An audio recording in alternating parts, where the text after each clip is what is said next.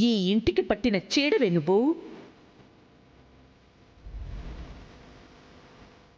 శుభకార్యం జరిగేటప్పుడు నిన్ను ఇంట్లో ఉంచుకోవడం అంటే నల్ల పిల్లిని మాట ఉంచుకున్నట్టే.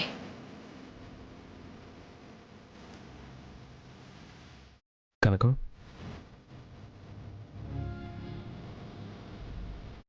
పొద్దున నీ కొంగు కాలింది కదా, ఆ ఇన్సిడెంట్లో నీకేం కాలేదు కదా? నాకేం కాలేదు బిహారీ గారు. నిజమే చెప్తున్నావా? మీకు అబద్ధం చెప్పగలనా? పొద్దున అందరి ముందు అత్తయ్య నిన్ను కొట్టింది. దానికి మా అత్తయ్య తరపున నేను సారీ చెప్తున్నాను. అయ్యో, అదేదో పొరపాటున జరిగింది బిహారీ గారు. పద్మాక్షి అమ్మకేదో కోపం వచ్చి కొట్టారు. దానికి మీరెందుకు సారీ చెప్పడం? పొరపాటు ఎవరిది, శిక్ష ఎవరికి పడింది? నా వల్ల నీకు కన్నీళ్ళు, కష్టాలు, అవమానాలు ఇవి తప్ప వేరే ఇంకేమీ ఉండట్లేదు కదా. అలా అనకండి బిహారీ గారు.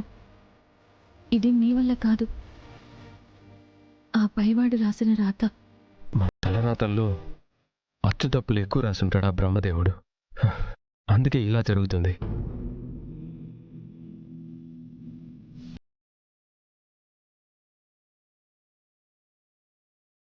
మన పెళ్లి తర్వాత నీకు నల్లపూసలేమీ గుచ్చలేదు కదా?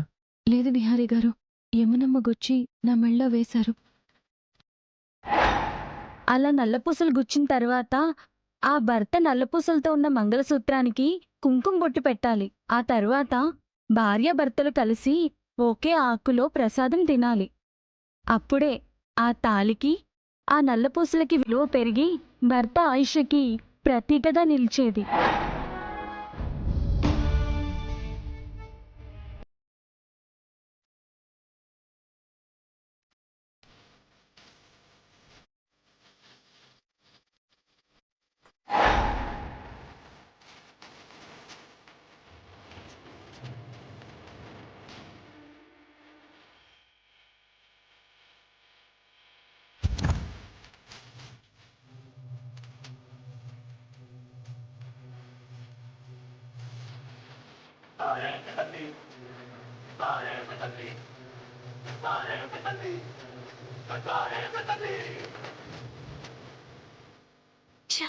బాబీ చేస్తున్నాడు.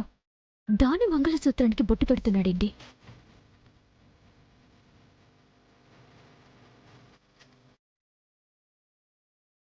కనకం, కూర్చో, మనం ప్రసాదం తిందాం. మీరు తినండి. కనకం, కూర్చో, ఇద్దరం కలిసి తిందాం. ఉభయ కుశల చిరజీవన